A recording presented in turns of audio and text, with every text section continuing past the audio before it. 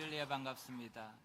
해마다 서울에 나올 때마다 따뜻한 이 사랑으로 변함없이 이렇게 맞아주시는 우리 임 목사님과 우리 사모님, 또 장로님들, 또 안수 집사님들, 우리 또 여러 성도님들께 진심으로 감사를 드립니다. 여러분 모두에게 변함없는 은혜와 사랑이 항상 넘치시기 바랍니다. 여러분 참 세월이 빠르지요? 예, 정말 세월이 유수같이 흐름을 느낍니다. 제가 조금 전에 들어오면서 우리 변경수 권사님, 또 우리 호진이, 성은이, 저는 그렇게 부르는 게 더 편해요. 누군지 아시죠? 만났는데 우리 변경수 권사님이 80이래. 네, 깜짝 놀랐어요. 80이래요. 제가 1993년도에 처음 의정부에서 만났거든요. 그때 저는 30대였고요. 우리 변경숙 권사님 그때 40대 세대 같았었어요. 그런데 80이라 그러니까 제가 도무지 실감이 안 나는 거예요. 제가 에드먼턴에 이렇게 들어간 지도 벌써 거기서 사역한 지가 24년이 딱 만 24년이 됐어요. 2002년도에 월드컵 우리 그 경기를 마치고 그 해에 제가 에드먼턴에 이렇게 들어갔는데 그때부터 지금까지 있게 된 참 큰 이런 이유가 있는 것 같아요. 뭐 여러 가지 하나님의 인도하심이 있었지만은 제가 그때 이 에드먼턴 공항에 딱 내리니까 그때까지 이 교회가 어려움 속에서 몇 명의 성도들을 데리고 교회를 지키고 계셨던 권사님이 이렇게 공항에 마중을 나왔어요. 마중을 나와서 저를 유심히 쳐다보더라고요. 그래서 유심히 쳐다보더니만은 됐다 그러더라고요. 나중에 제가 왜 그러셨냐 물었더니 에드먼턴 교회는 단임 목사를 청빙할 때에 중심도 보지만은 외모도 본다는 거예요. 그래서 이제 공항에서 이제 처음으로 이렇게 대면을 하는데 그래서 유심히 그렇게 쳐다보셨나 봐요. 됐다 그러는 게 나는 그게 무슨 말인가 했는데 외모는 이제 합격했다. 제가 그때마다라도 참 젊어가지고 그랬나 봐요. 그래서 이제 사역을 이렇게 시작했는데 이제 또 이제 외모만 잘 보여서는 안 되니까 정말 처음에는 열심히 또 중심도 합격을 받아야 될 것 같아서 열심히 이렇게 사역을 하는데 아마 1년쯤 2년쯤 지나니까 이제 그 권사님이 이제 마음에 아마 들으셨나 봐. 자기 담임 목사가 마음에 들었나 봐요. 우리 권사님들은 마음에 들면 엄청 잘해주거든요. 나중에도 정말 우리 권사님 그동안에도 그 후에도 자기 아들보다도 저에게 더 잘했어요. 아들보다도. 아들이 좋은 거 갖다 주면 저한테 다 갖다 줬어요. 맛있는 거 아들이 사다 주면 저주. 그런 정말 귀한 권사님이셨는데 우리 그 권사님이 저에게 딱 거기 갔을 때에 그 해에 팔순잔치를 했습니다. 연세가 많으시죠, 그죠? 연세가 많으신데 팔순잔치를 했는데 한 1년인가 2년인가 지나서 이제 아마 제가 자기 마음에 쏙 들었나 봐. 그러면서 어느 날은 오시더니 목사님, 절대로 자기가 돌아가시기 전에 자기 장례식을 반드시 치러주고 제가 다른 데로 가든지 사역을 그만두든지 하라는 거예요. 그러면서 왜냐하면 그동안에 이민교회가 이제 좀 그런 게 있거든요. 좀 막 단임 목사들이 바뀌는 게 많고 뭐 목사님들이 오셨다가 2, 3년 있다가 가버리고 막 그런 경우들이 많았었어요. 저희 교회가 제가 가니까 세운 지가 엄청 오래됐더라고요. 20년 창립 예배를 제가 가서 드렸거든요.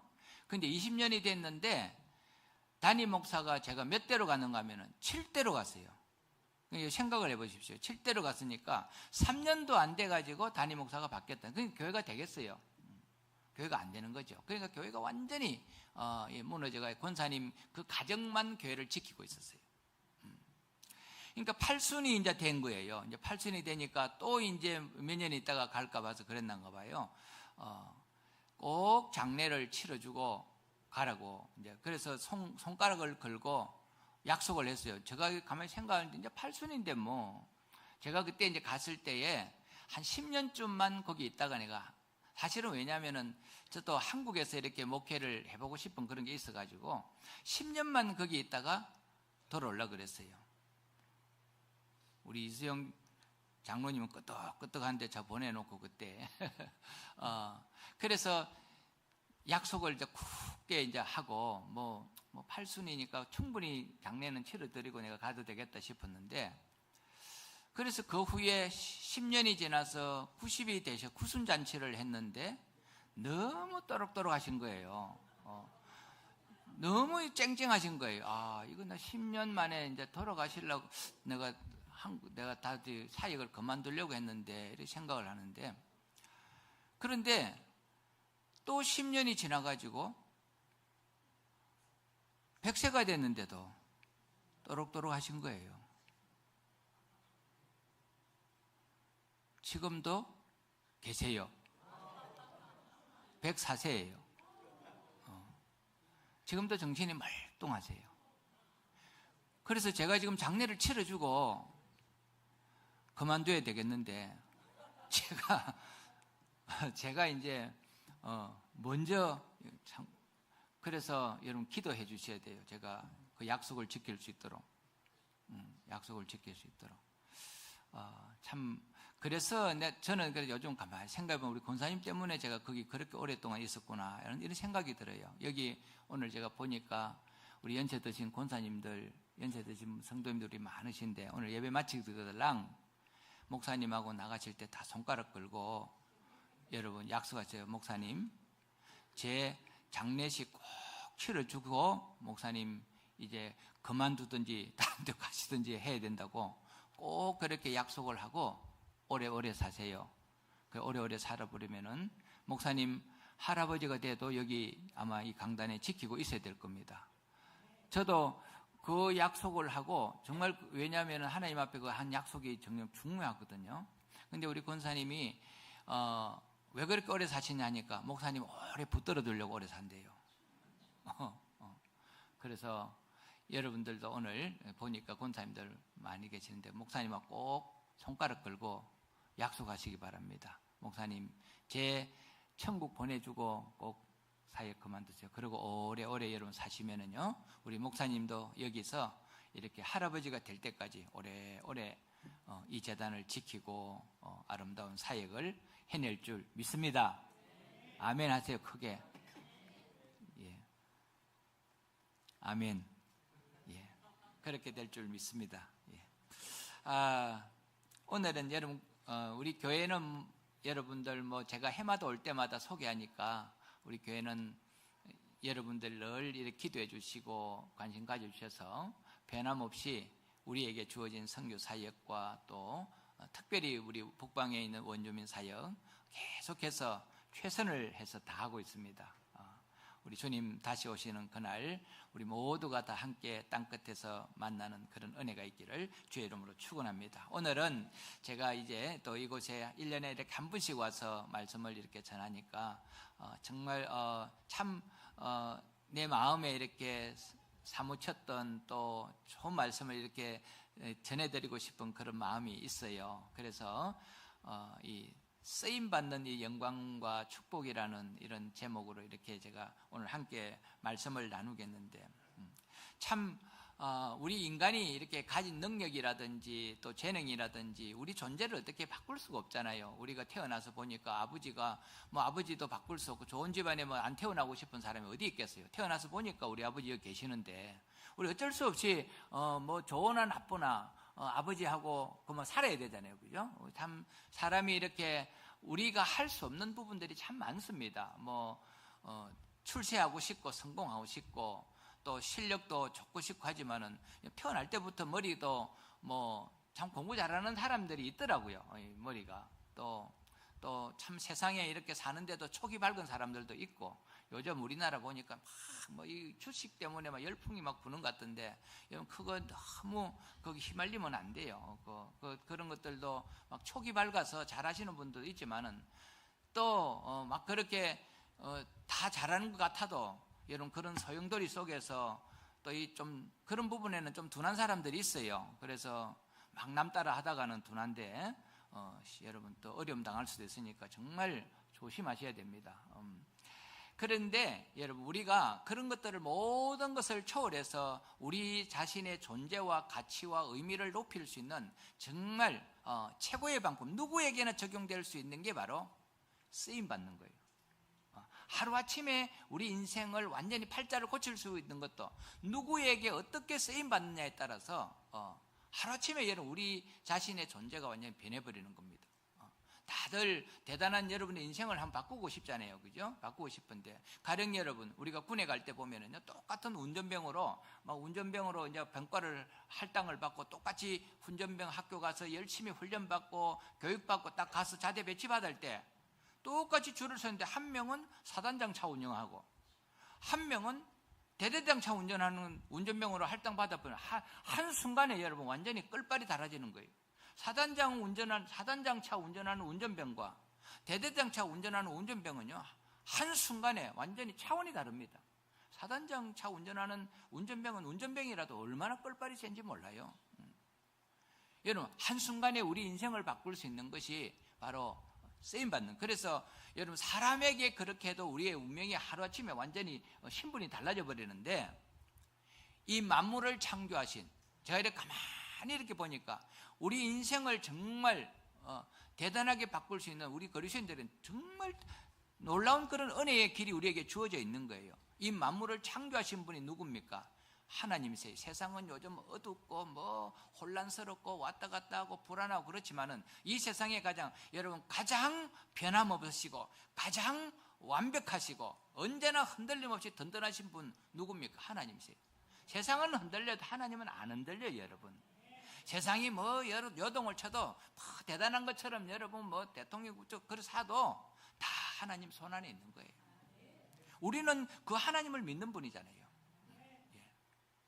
여러분 우리가 그 하나님께 붙들려 쓰임받아 보십시오. 한순간에 우리 인생은 그 누구라도 똑같습니다. 뭐 잘난 사람이든 못난 사람이든 하나님 앞에 붙들려 쓰임받는 이것처럼 여러분 대단한 것이 없어요. 이것처럼 놀랍게 우리의 인생을 바꿔버릴 것이 없습니다. 여러분 오늘 이 함께 읽었던 이 본문이 그것을 우리에게 하나의 신뢰로 보여주고 있어요. 하나의 신뢰로. 오늘 여러분 본문에 나오는 주인공이 사람이 아니에요. 사람도 아닌 아주 보잘것없는 짐승 새끼예요. 나귀 새끼입니다. 이 나귀 새끼가 아무 보잘것없는 이게 우리 예수님 십자가를 지시기 위해서 예루살렘에 입성하실 때에 우리 예수님께서 그 나귀 새끼를 타고 입성하시겠다는 겁니다. 무슨 뭐 백마를 타는 것도 아니고 대단한 어떤 이런 명마를 타는 것도 아니고 적토마를 타는 것도 아니고 아주 보잘것없는 나귀 새끼를 타시고 예루살렘에 입성하셨어요. 그런데 예수님께서 그렇게 하시겠다고 하니까 한간 미물에 불과했던 나귀였지만은 어떤 일이 났습니까? 등에다가 가마니를 덮고 주인의 채찍에 맞아서 침이나 싣고 나르던 그 나귀인데 제자들의 부드러운 옷이 덮여지고 그리고 만왕의 왕이신 예수님께서 그 위에 타시자 나귀가 걸어가자 수많은 사람들이 옷을 펴고 종려나무 가지를 흔들면서 호산나를 외쳤어요. 여러분 그때의 나귀가 만약에 말을 못해서 그렇지 만약에 사람처럼 여러분 말을 하고 그런 사람 같은 그런 감정이 있었다면 여러분 어떻겠어요? 뭐 이게 웬일이냐? 아마 탄성을 질렀을 것입니다. 그렇지 않았겠어요? 한순간에. 여러분 우리들도 마찬가지입니다. 우리가 아무리 보잘것없고 여러분의 형편과 사정이 지금 어떠하든지 상관이 없습니다. 우리 하나님은 구분하지 않습니다. 우리 예수님은 구분하지 않습니다. 작고 연약하고 비록 허물 많은 존재일지라도 여러분 우리의 등에 주님을 태운다면은 여러분 우리의 인생도 그런 기적 같은 영광과 축복의 인생으로 변하게 될 겁니다. 우리는 이런 예수님을, 이런 주님을, 이런 하나님을 믿는 사람들이잖아요. 믿는 사람들이잖아요. 그래서 지혜로운 사람들은요, 어떻게 성공할까? 어떻게 실력을 키울까? 어떻게 능력을 키울까? 여기에 관심이 많아요. 이건 세상 사람들이에요, 여러분. 우리 그리스도인들이 세상 사람들의 지혜로 살면 세상 사람들은 못 이깁니다. 돈으로는 여러분 세상 사람 못 이겨요, 여러분. 돈은 세상이 더 많아요. 권력으로 세상을 못 이깁니다. 권력은 세상이 더 많아요. 우리는 하나님의 지혜로 이겨야 되는 거예요. 하나님의 지혜로. 그래서 우리는 세상은 그래서 이런 하나님의 지혜를 모르기 때문에 어떻게 하면 실력을 키울까? 어떻게 하면 돈을 많이 벌까? 어떻게 하면 권력을 잡을까? 여기 혈안이 돼 있어요. 그래야 그들은 대단하니까. 그런데 우리는 어떻습니까? 우리는 비록 돈을 엄청나게 많이 벌었고 비록 엄청난 권력을 가졌더라도요, 이것이 잘못 쓰임받으면 어떻게 되겠어요? 비록 대통령이 돼도요, 그 대통령의 권력을 잘못 사용하면 어떻게 되겠어요? 우리 나라를 망치는 겁니다. 그래 영원히 수치스러운 대통령이 되는 거예요. 그래서 우리가 살아가는 우리의 지혜는 뭐예요? 뭐 능력과 실력을 키우는 것보다도 더 중요한 게 뭡니까? 어떻게 누구에게 쓰임 받느냐는 거예요. 우리 그리스도인들은 항상 거기에 집중을 해야 됩니다. 아무리 대단한 실력을 키웠더라도 그것이 잘못 쓰임 받으면요, 나라를 망치는 그런 매국노가 되는 거예요. 우리 개인도 마찬가지인 겁니다. 우리가 실력을 가지고 능력을 가지고 주님께 쓰임 받으면은 주님의 사람이 되지만은 마귀에게 쓰임 받으면은요, 그 능력을 가지고 마귀의 왕국을 강하게 만드는 마귀의 사람이 되는 거예요. 똑같은 컴퓨터 해커 기술, 해커라고 해서 다 나쁜 게 아니에요.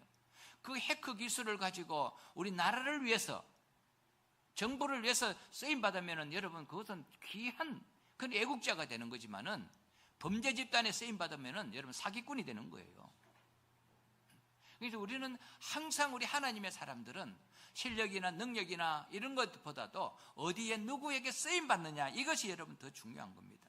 어떤 상황에서도 어떤 형편에서든 우리가 하나님께 여러분 쓰임 받는다면은 여러분 그것이 놀라운 그런 영광과 축복으로 우리 인생 가운데 들어오게 될 것입니다. 날 때부터 이 곱추인 한 아이가 있었어요. 이 날 때부터 곱추니까 여러분 건강하게 태어나도 이 세상 살아가기 힘든 세상인데 태어날 때부터 곱추로 태어난 거예요. 그런 인생이 어떻게 살겠어요, 여러분? 그러니까 나이가 17살이 될 때까지 두문불출했습니다. 세상과 단절하고 살았어요. 본인도 단절하고 싶었지만은 그 부모님까지도 차라리 그렇게 단절을 시켰어요. 부모님도. 집 밖을 나가본 적이 없습니다. 17살이 될 때까지. 창피도 했고 학교도 안 보냈어요. 학교도. 그런 인생이 어떻겠어요? 17세가 되던 어느 날 그의 집에 우연히 한 전도자가, 여러분들이 가정신방 이렇게 전도하러 다니죠. 정말 여러분 요즘은 힘든다고 해가지고 포기하지 마시고요. 여러분 일생 동안에 이런 한 인생을 만난다고 생각을 하는 그런 마음으로 전도 다녀야 되는 거예요. 하나님께서 예비하신 그 한 영혼을 위해서 다니는 거예요. 그런데 한 전도자가 그 집의 문 앞에 와서 노크를 한 겁니다. 그러니까 정말 처음으로 이런 외부 사람을 만나게 된 거예요. 그래서 복음을 들은 겁니다. 복음을 듣고 그래서 그 전도자가 계속해서 이렇게 몰래 그 아이를 찾아가서 복음을 전하고 만나주고 사랑을 베풀고 그런 거예요. 그러다가 이제 자기 그 교회에 이제 이런 좀 부흥행 집회가 있었나 봐요. 부흥 집회가 있었는데 와서 그 아이를 이 전도자가 데리고 교회를 참석한 거예요. 참석해서 이제 정말 처음으로 이런 부흥에 참석해서 부흥사의 말을 듣고 이러니까 얼마나 여러분 참 은혜가 사모하는 그런 게 있었겠죠. 하나님의 역사도 있었겠죠. 이 부흥회가 끝나갈 무렵에 이 강사 목사님이 이런 말을 했어요. 이제 모두 다 조용히 그 자리에 일어나서 밖으로 나가서 하늘을 보고 땅을 보면서 세상을 보면서 하나님의 음성을 들으십시오. 과연 나는 살아야 할 이유가 무엇인가?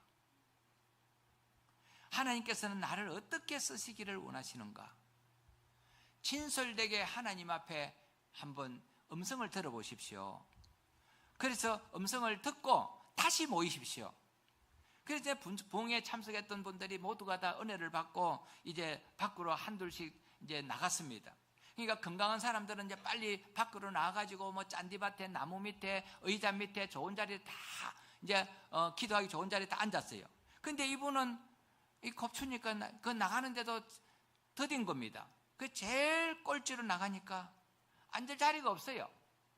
앉을 자리가 없었는데 한 군데 비었는데 가서 보니까 옆에 쓰레기통 옆에 자리가 앉아서 쓰레기통에 이제 옆에 앉은 겁니다. 그러면서 하는 말이 쓰레기통에 앉아서 가만히 생각하니까 또 신세가 그렇던 거. 나는 어디를 가나 쓰레기구나. 그 한숨을 쉬고 있는데 그때 한 소년이 오더니만은 막 쓰레기통을 뒤지는 거예요. 그래서 쓰레기통을 뒤지길래 이 곱주 소녀가 처음으로 그 아이에게 말을 걸었어요. 아무 이상해서 왜 쓰레기통을 그렇게 뒤지느냐고. 그랬더니만은 쓰레기통에 빈병을 찾으려고 쓰레기통을 뒤진다는 겁니다. 그래서 그걸 가지고 뭘 하려고? 이걸 가지고 가면 돈이 되거든요. 이걸 팔아서 우리 할아버지 할머니 편찬해서 약 사드리려고요. 그 말을 듣는 순간 이 곱주 소녀에게 아주 막 충격과 같은 이런 감동과 이런 깨달음이 다가오면 쓰레기도 쓸모가 있구나. 쓰레기도 쓸모가 있구나. 나 같은 쓰레기 같은 인생도 쓸모가 있겠구나. 나 같은 쓰레기를 팔아서라도 저 쓰레기도 팔아서 노인의 약값을 댈 수 있는, 약값을 할 수 있는 것처럼 이렇게 쓰레기도 쓸모가 있구나. 나 같은 쓰레기 곱추도 병들어 누워있는 분들에게는, 사람들에게는 이렇게 약이 될 수가 있겠구나. 다 감동이 온 거예요. 자신의 존재 이유를 발견한 겁니다. 그래서 감동의 눈물을 흘리면서 막 교회 안으로 쫓아와서 강사님께 아주 담대하게 강사님, 나 같은 곱추 쓰레기도 주님께서 쓰시겠다고 하시니 저를 병들고 나약한 사람들이 있는 요양원으로 보내주세요. 거기 가서 저는 쓰레기 속에 있는 한 빈캔이나 병이 되어서 그들의 약이 되렵니다. 마침내 그 소녀는 어느 요양원으로 이렇게 들어가서 굽은 허리로 수많은 노인들을 병수발을 들었습니다. 건강하고 키 큰 사람들은 보다도 이 허리가 늘 굽어 있으니까 이 요양원에 전부 다 누워 있잖아요. 전부 다 할머니 할아버지 누워 있으니까 누워 있는 분들 병수발 드는 데는 허리가 늘 굽어 있는 곱추가 훨씬 더 편한 거예요. 우리 보통 사람들은 허리를 굽혀서 계속 일하다 보면은 허리가 아파서 또 한번 허리를 펴야 되잖아요. 이 곱추는 늘 허리가 굽어 있으니까 허리 별 필요도 없고 하루 종일 일해도 허리도 안 아픈 거예요. 허리도 안 아픈 거예요. 얼마나 정성껏 열심히 노인분들을 섬겼던지 이제 그가 들어가면은 막 요양원에 모든 노인분들이 막 찬사를 보내는 겁니다. 그곳에서만큼은 이 곱추 소녀가 이제는 더 이상 곱추가 아니라 하늘이 보낸 천사예요. 가장 좋아하는 거예요. 그 요양원에 있는 노인분들이. 여러분, 오늘 지금 우리도 주님께서 약으로 쓰시겠다는 이런 여러분 음성을, 여러분들이 지금 주어진 그 삶에서 정말 주님께서 여러분들을 쓰시겠다고 하는 이런 음성을 들을 수 있는 그런 은혜가 있기 바랍니다. 그래서 병든 가정, 병든 교회, 병든 얼마나 여러분 오늘날 이 정말 아픈 곳이 많아요. 아픈 가정들, 교회도 아픈 교회들, 뭐 세상도 여러 이웃들도 뭐 겉으로는 멀쩡한 것 같고 겉으로는 잘 사는 것 같아도요, 조금만 내면을 들어가 보면은 다 아파요. 마음이 아프고 소외되고 정말 그렇잖아요. 그런 곳에 우리가 주님의 사람으로 정말 귀하게 쓰임받는 그럴 때에 우리들에게도 삶의 의미와 존재의 의미, 하나님께서 나라고 하는 인생을 이렇게 보내주시고 여기에서 살게 하시고, 나를 이렇게 뭐 돈을 많이 버신 분도 있을 것이고 적게 버신 분도 있을 것이고 건강하신 분들도 있을 것이고 그렇지 못하신 분들도 있을 것이고 뭐 여러 가지 힘든 분들, 아픈 분들, 이 곱추 소녀보다 더한 분들은 없을 겁니다. 여러분들에게 주어진 그 모든 삶을 통해서 주님 앞에 정말 아름답고 귀하게 주님이 원하시는 그곳에 쓰임받는 그런 인생을 산다면은 여러분 주님 앞에 서는 그날 가장 복된 인생이 될 것입니다. 오늘 본문과 같은 내용이 나오는 마태복음 21장 10절을 보면은 예수님께서 이 나귀를 타시고 예루살렘에 들어가시니 온 성이 초동했다고 합니다. 이 소동했다는 말은 지진이 일어나듯이 천지가 진동했다 흔들렸다는 거예요. 비록 여러분 우리가 비록 이 나귀 새끼처럼 초라한 존재일지라도 주님을 태우고 우리의 재능과 시간과 몸을 주님을 위해서 드리면은요, 결국은 하늘도 땅도 소동하고 진동하는 그런 영광스러운 삶이 우리에게 주어지는 거예요. 여러분 아무리 여러분들이 세상에서 사업을 잘하고 주식 투자를 잘해가지고, 어저께도 누가 내가 어제 차를 타고 오는데 어떤 내 아는 분이 2주 만에 2천만 원을 벌었대. 2천만 원 벌었으면 뭐 그걸 난 자랑하더라고요, 목사한테. 여러분 목사가 그런 거 부러워할 줄 아세요? 제가 예전에 목사 되기 전에 정권회사를 다녔습니다. 제 첫 직장이 한국투자신탁이었었어요.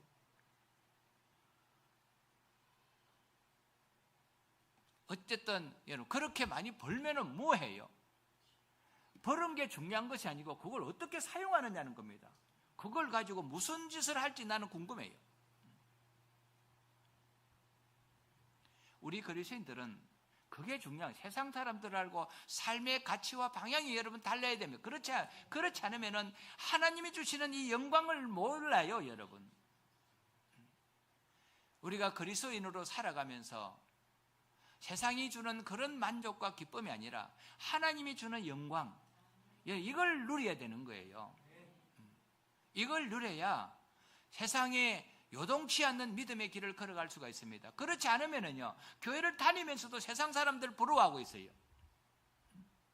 난 하나님께 기도하는데 주식 투자인데 내 거는 올라가지도 않고, 주 사람은 하나님도 믿지 않는 주 사람한테는 2주 만에 2,000불이 아니고 2천만 원 벌었다고 그러면, 여러분들이 그 소리를 들었을 때 부러운 마음이 생기면은요, 여러분 신앙생활 잘못하고 있는 거예요.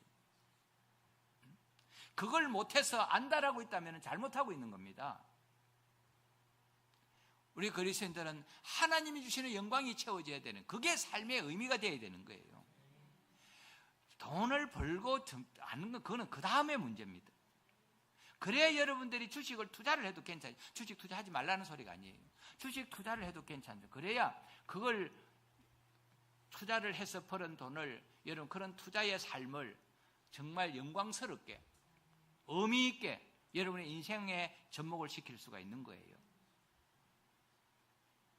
그래서 어찌하든 우리가 우리의 삶이 하나님께 쓰임받는 그런 삶으로 나아가야 됩니다.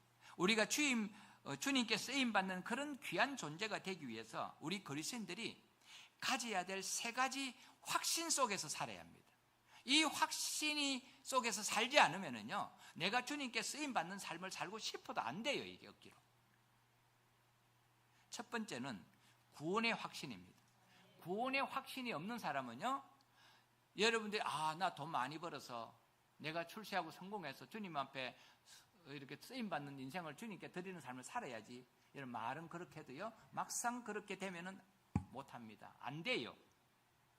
여러분 나빠서 그런 게 아니고요, 구원의 확신이 없는 사람은 주님 앞에 온전히 쓰임받지 못한다는 겁니다. 나는 구원받은 하나님의 아들이다. 그래서 나는 지금 죽어도 천국 간다. 지금 주님 오시면은 나는 들림 받는다는, 여러분 이 확신이 여러분들에게 있어야 되는 거예요.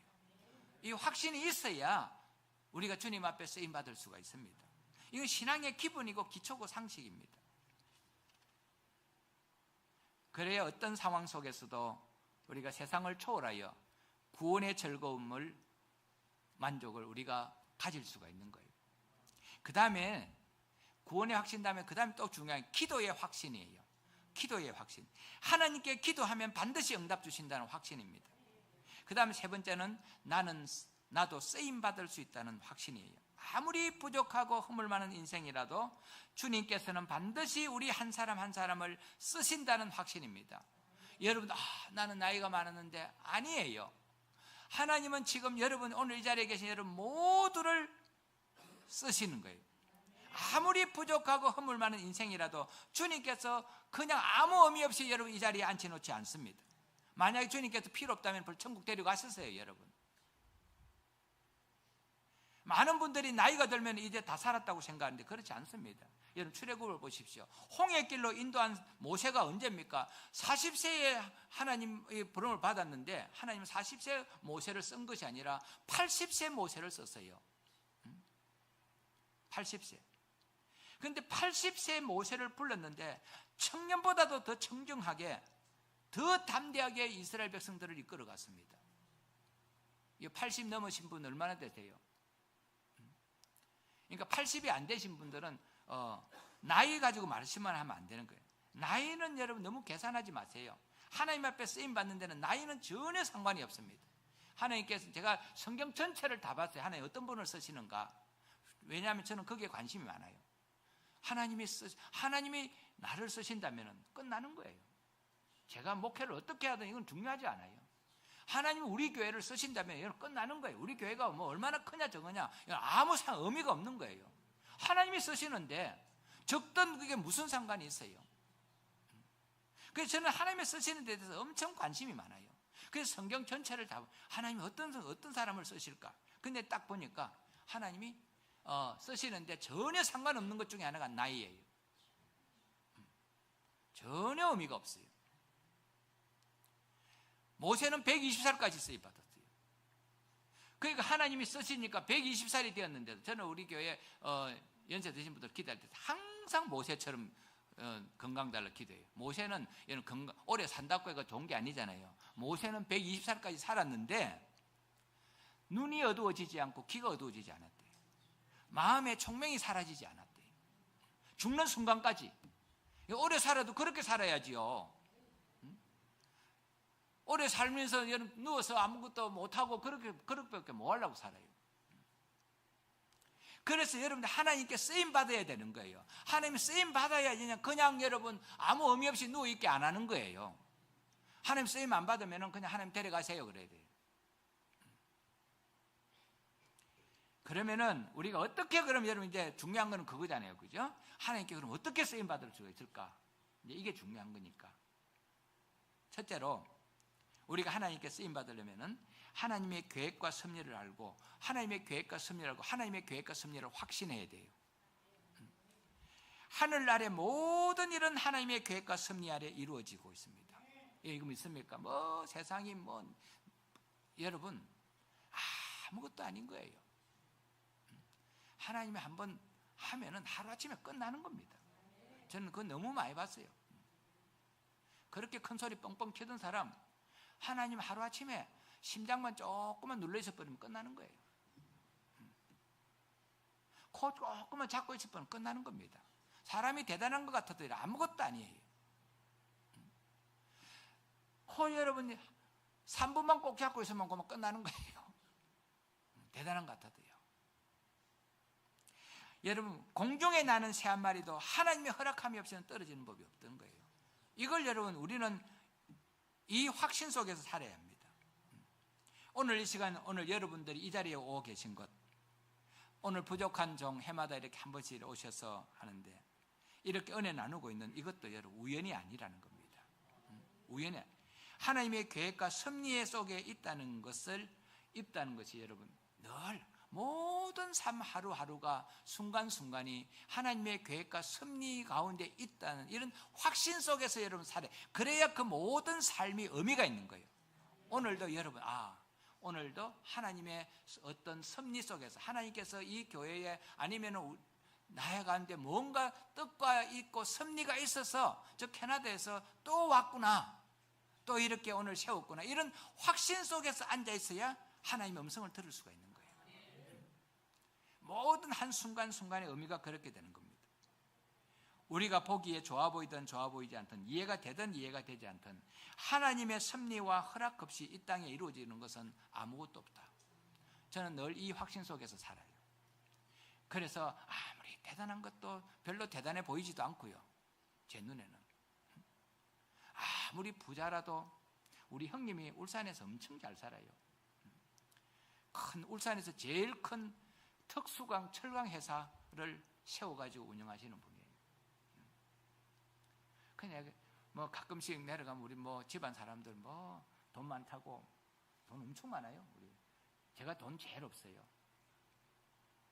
근데도 우리 엄마 아버지한테는 제가 제일 효자예요. 지금도 가면은요, 형님이 주는 용돈들 받아 모았다가 저한테 용돈 줘요. 내가 이제 됐다고. 나도 이제 나이가 이제 얼마인데 자꾸 용돈을 나한테 주느냐고 내가. 근데 여러분, 이런 게 그런 삶들이 막 마음에 우리의 감정을 이렇게 움직이고 그러면은요, 그리스도인으로서 바른 삶을 못 삽니다.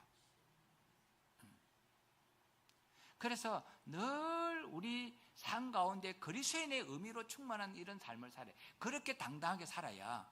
그래서 우리 형님이나 아무리 그들이 다 그렇게 살아도요, 저에 대해서 함부로 못해요.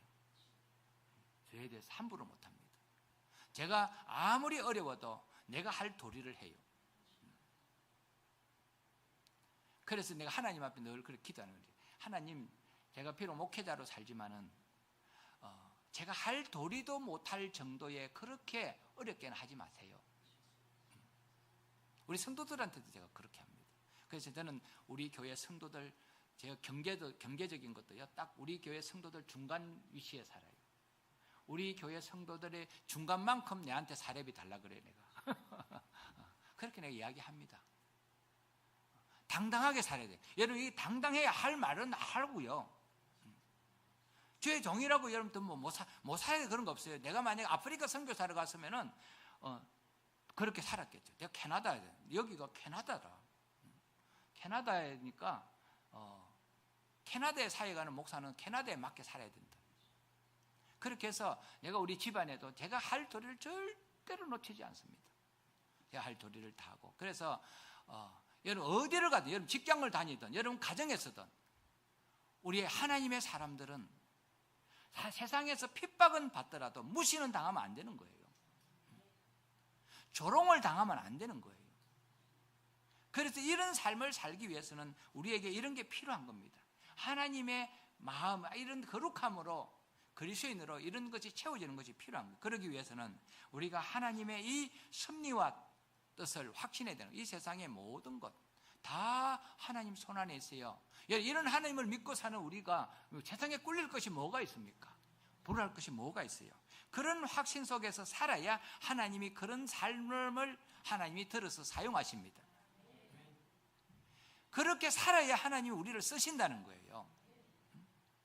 하나님이 복을 줬는데, 하나님이 사업장에다가 복을 줬는데 그걸 엉뚱한 데 쓰는데 여러분, 하나님 복을 하나님 쓰시겠어요? 그런 걸 안 쓰시죠.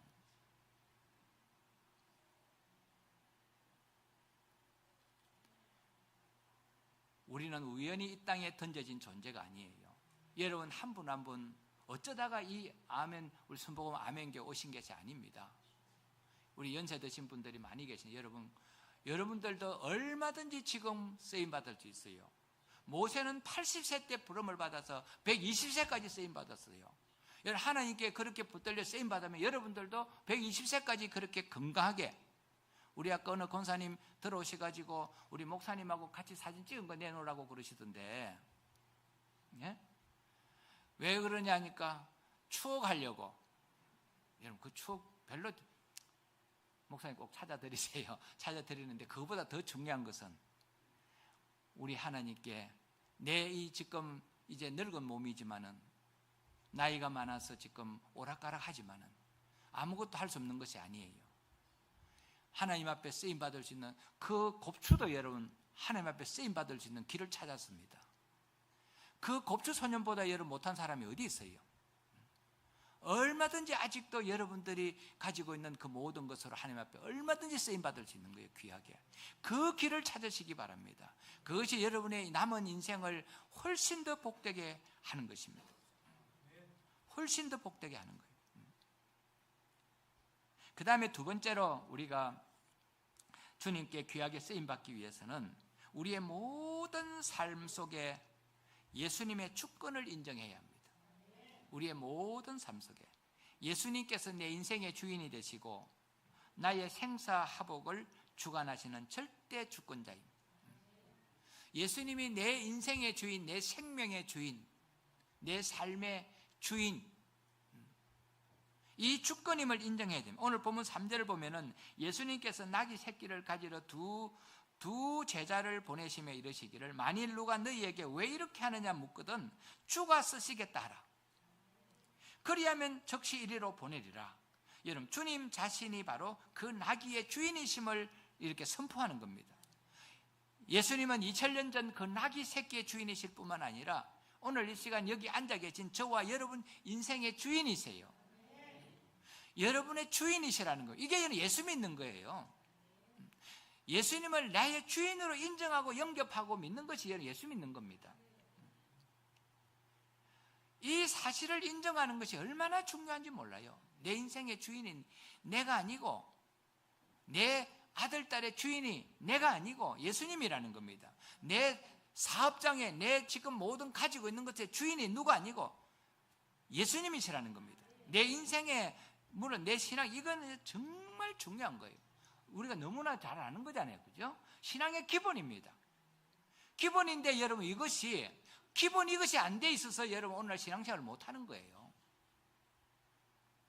이것이 안 돼 있어서 오늘날 하는 이런 세상 사람들로부터 무시를 당하고 조롱을 당하고 이러는 거예요.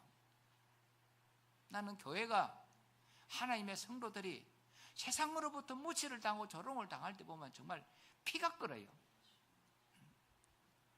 여러분, 우리가 조롱을 당하고 무시를 당한다는 것은 내가 조롱을 당하면 괜찮아요. 내가 조롱을 당하고 무시를 당하면 누굽니까? 제가 주님의 종이라 그러잖아요. 그러면 주님이 무시를 당하는 거예요. 기가 차지 않아요. 나 때문에 주님께 영광은 고사하고 나 때문에 우리 예수님이 조롱을 당한다고 생각을 해보십시오. 세상 사람들이 기독교를 보고 개독교라 그러더라고. 난 깜짝 놀랐어요. 여러분,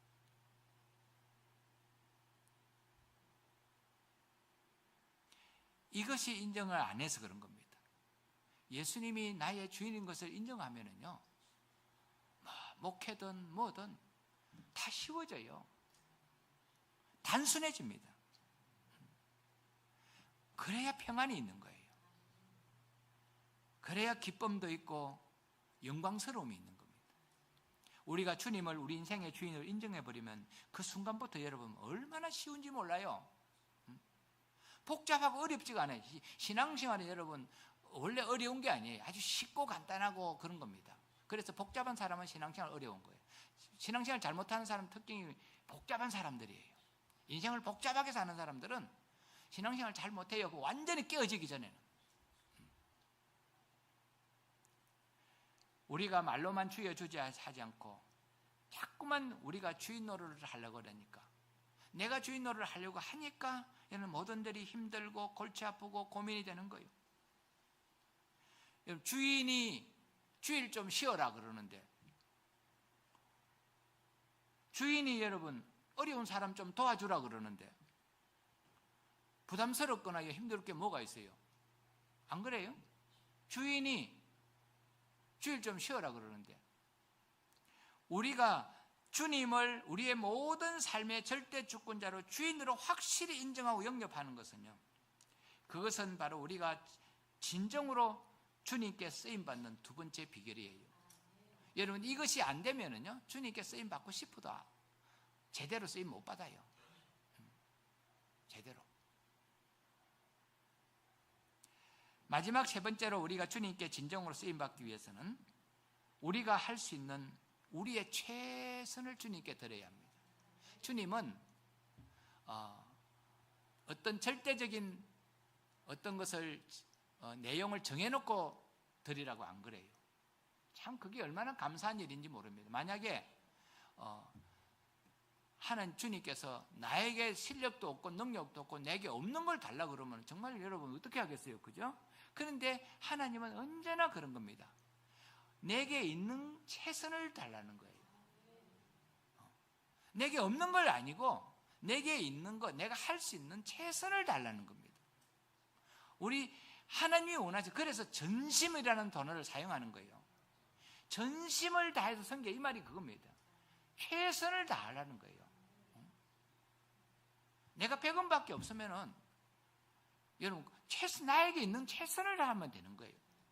내가 나이가 들어가지고 우리 권사님처럼 이렇게 이제 힘도 없고 막 눈도 어둡고 또 여러 가지 여력도 없고 그러면은요, 여러분 거기에서 최선을 다하는 것이 무슨 거기서 막 젊은 사람들이 하는 것을 달라고 하는 것이 아니에요.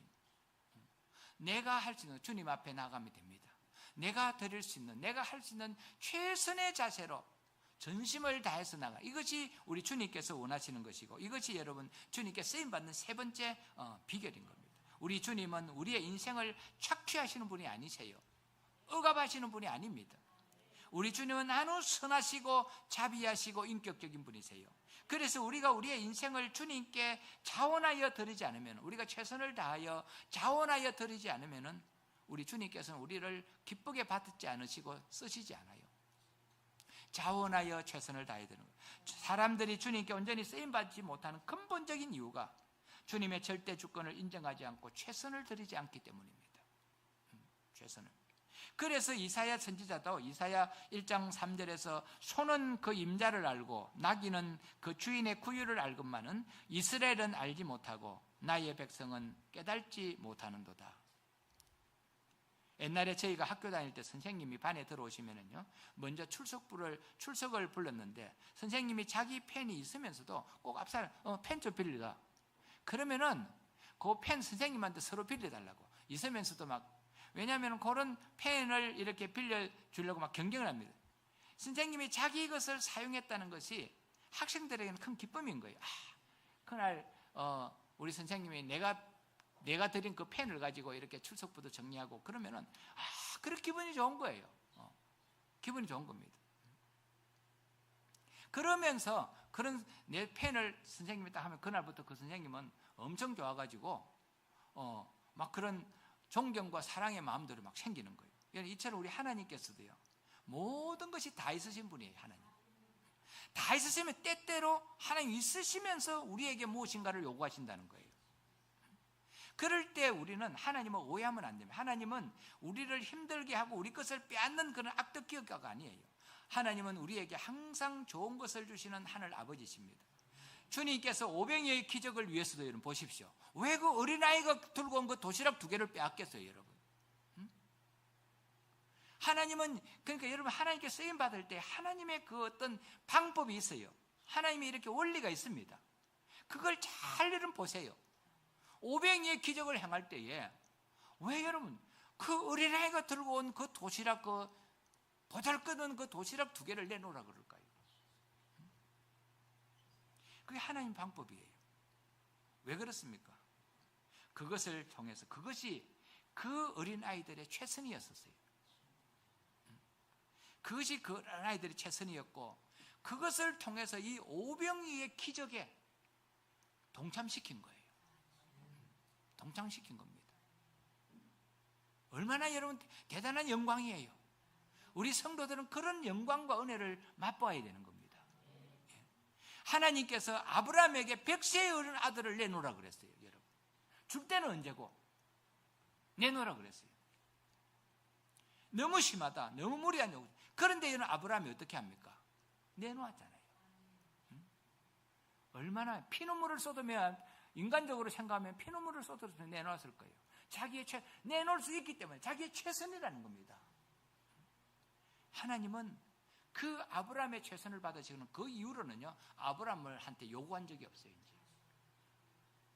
이제 네 아들 독자까지도 네가 아끼지 않고 나에게 바쳤으니 내가 이제야 너를 알겠다. 하나님으로부터 완전히 인정을 받아버렸어요. 그 다음부터는 하나님 아브라함 시험하지 않았어요, 여러분. 그래서 믿음의 조상으로 완전히 인정을 시켜버린 겁니다. 아브라함이 하나님께 최선을 들였을 때에 하나님과의 관계는 이제 차원이 다르게 변해버렸습니다. 여러분, 차원이 다르게. 이 사건을 계기로 하나님은 아브라함을 믿음을 인정하셨고, 아브라함 또한 이제는 그 이후로부터 아브라함도요, 하나님은 절대적인 선한 분으로 확신하게 됩니다. 절대적인. 그래서 로마서 4장 17절을 보면 이 사건을 계기로 하나님께서 아브라함을 믿음의 조사를 확정지었고, 아브라함은 하나님에 대하여 어떻게 합니까? 죽은 자를 살리시며 없는 것을 있는 것 같이 부르시는 하나님이다. 창세기 22장 16절 18절에는 보면은 이 사건이 있은 후에 하나님께서 아브라함을 불러 이르시기를, 내가 나를 가리켜 맹세하노니 네가 이같이 행하여 네 아들 네 독자도 아끼지 아니하였은즉 내가 네게 큰 복을 주고 네 씨가 크게 번창하여 하늘의 별과 같고 바다의 모래와 같게 하리니 네 씨가 그 대적을 성문에서 차지하리라. 또 내 씨로 말미암아 천하 만민이 복을 받으리니 이는 네가 나의 말을 준행하였음이니라. 여러분, 이 한 사건을 통해서 아브라함과 하나님과의 관계는요, 세상의 어떤 세력도 끊을 수 없는 사랑과 신뢰의 관계로, 여러분, 이런 바탕을 둔 인격적인 관계로 발전하게 된 거예요. 이런 신앙의 관계가 바로 사도 바울이 로마서 8장 38절 39절에서 고백했던 이 고백이 이런 신뢰 관계 속에서 나오는 거예요. 우리가 예수를 믿으면 이런 고백을 하고 이런 확신 속에 살아야 될 거 아닌가요? 여러분, 이 로마서 8장 38절 39절 우리 사도 바울의 고백을 한번 같이 읽어볼까요? 이렇습니다. 내가 확신하노니 사망이나 생명이나 권세자들이나 천사들이나 권세자들이나 현재일이나 장래일이나 능력이나 높음이나 깊음이나 다른 어떤 피조물이라도 우리를 우리 주 그리스도 예수 안에 있는 하나님의 사랑에서 끊을 수 없으리라. 여러분, 우리가 예수를 믿으면서 이런 확신 속에서 살아보십시오. 세상에 여러분 두려울 게 뭐가 있겠습니까? 이런 확신이 없으니까 여러분 두려운 거예요. 이것도 두렵고 저것도 두렵고 돈 없을까 두렵고 사업이 어떻게 될까 두렵고 전부 근심 걱정 염려 불안이 교회 안에서조차도 늘 안고 다니는 거예요. 그러니 여러분 무슨 평안이 있겠고 참 기쁨이 있겠고, 그러니까 세상 사람들 잘 되는 거 보면은 교회 다니면서 그들이 부럽고 그들이 누리는 거 못 누려서 안달하고 여러분 이런 이상한 여러분 이런 성도들이 되는 거예요. 그러니까 세상 사람들이 교회를 무시하고 조롱하는 거예요.